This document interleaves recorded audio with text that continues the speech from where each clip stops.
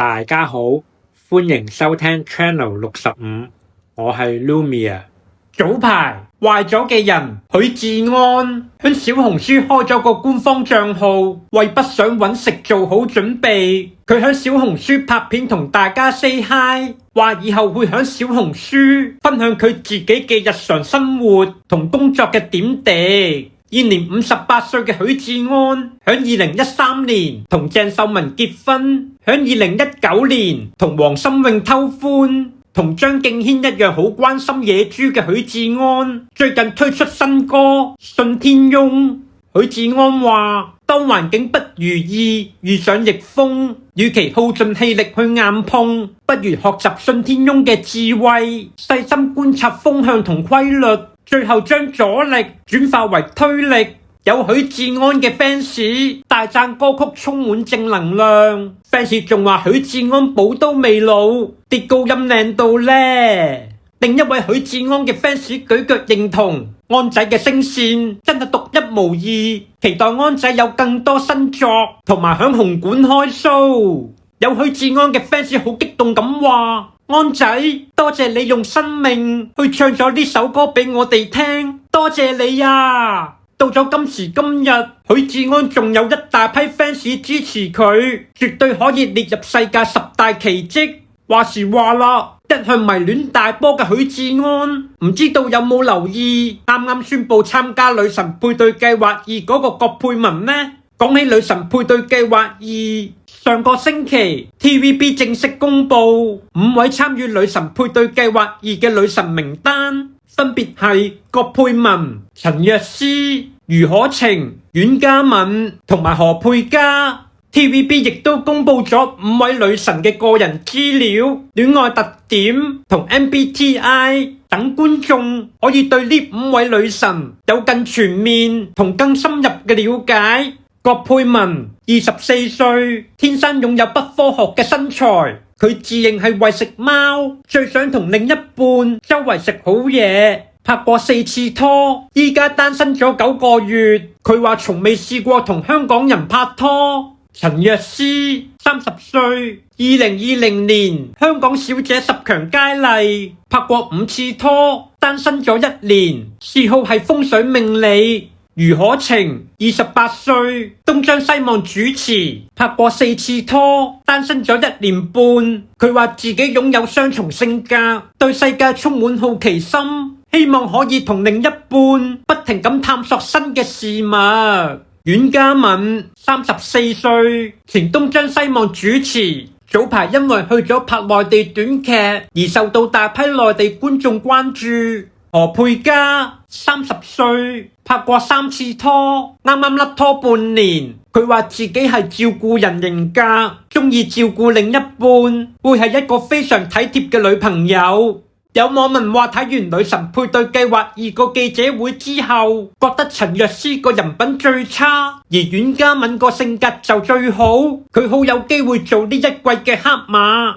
有網民表示，其實我唔係好想何佩嘉參加，因為驚佢好似上一季嘅李子晴咁被啲人鬧，更加唔想 TVB 揾阮浩中走去參加追翻佢，咁樣嘅話太假太做作啦。有網民笑到咔咔聲，5件膠面女神就會揾富二代埋單，稍為有少少質素嘅男人都唔揀佢哋幾個啦，一把年紀仲咁唔知醜，真係笑死人。有 TVB fans 留言回應：你好似好唔抵得咁喎，唔該你躝翻去睇你哋嗰班妖台大媽啦。講到呢度，休息一陣先。返到屋企第一時間洗面清潔，我最中意嘅小狗寶潔面巾，極細纖維呵護我面部肌膚，仲有凹凸圓形壓紋，幫助吸取污垢。最緊要係用完即棄，唔怕細菌滋生，方便乾淨，以後就用佢啦。小狗寶潔面巾，清爽 clear， 零舍 free， 零瑕疵。講起大媽，早幾日大媽田蕊妮響社交平台表示，佢再一次患癌，杜汶澤即刻向田蕊妮許下承諾，等你好返之後，會帶你去睇北極光。哇，乜搞到好似響度拍緊韓劇感覺？當年有香港警察中咗美軍肺炎，杜汶澤即刻響社交平台開晒香檳，大叫最緊要人有事。佢仲 po 咗一張自己響度嘆牛扒嘅相，慶祝一班香港警察中招。有網民表示，原來呢個世界真係有報應㗎。另一位網民留言附和，報應終於都嚟啦，今次最緊要人有事啊。呢邊有人高呼大叫，話田蕊妮時辰到，抵佢死。另一邊一班曱甴向田蕊妮送上祝福，希望佢早日康復。Lumia 不嬲都唔信呢個世界有報應呢樣嘢。田蕊妮有病唔一定關佢做得衰嘢多，人生老病死好正常，唔係話有啲乜嘢頭暈身慶就代表係報應㗎。所謂嘅報應純粹係因為你憎某一個人，但係平時又吹佢唔脹。當你睇見嗰個人遭遇到啲乜嘢不幸嗰陣，你咪即刻會用報應呢兩個字為自己攞翻個彩咯。當外國愛港嘅人有病又或者離世，一班曱甴即刻開晒香檳響度大叫報應啊！當漢奸走狗有病又或者離世，一班愛國愛港嘅人又會響度大叫報應啊！現年48歲嘅田蕊妮響2009年加入 TVB， 直到2020年1月宣布唔同 TVB 續約。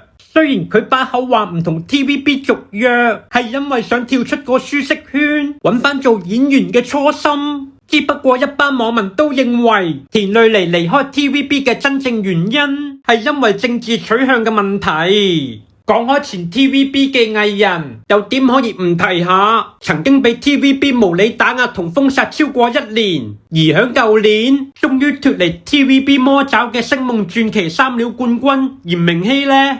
早幾日嚴明熙飛咗去捷克布拉格擔任 AIA 第35屆高峰會表演嘉賓。嚴明熙響布拉格嘅特羅亞城堡現場唱咗《風女》、《夢中人》同《當你》呢3首歌。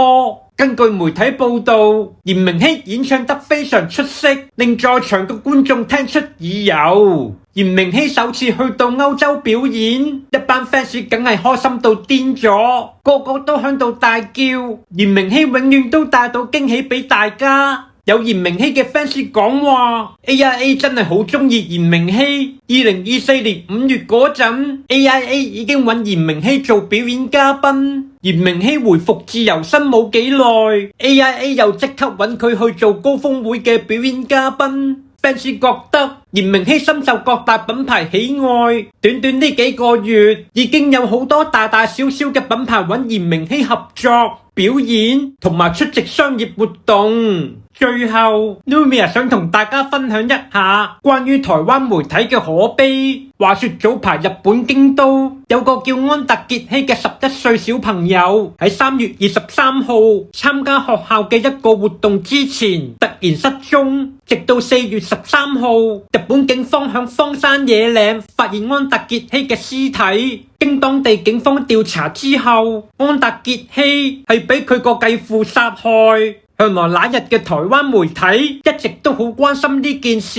響個繼父嘅身份未曝光之前，台灣媒體已經大肆報道，話繼父嘅真實身份懷疑係冇錯啊，係懷疑係一名中國人。點知冇幾耐，日本媒體報道呢位繼父嘅身份原來係100%嘅日本人。相關嘅台灣媒體即刻刪除有關嘅抹黑報道，完全當冇事發生。咁又係啊，今時今日呢個世界仲邊度有人會講道德呢？台灣媒體為咗達到政治目的，連小朋友嘅不幸都唔放過，趁機抽水。當然，台灣媒體咁做都係因為要配合日本右翼組織嘅方向啫。喺事件啱啱曝光嗰陣，日本右翼組織喺網上暗示，有日本媒體刻意隱瞞，兇手可能係中國人。人可以為咗錢，可以為咗一層樓，可以為咗政治目的，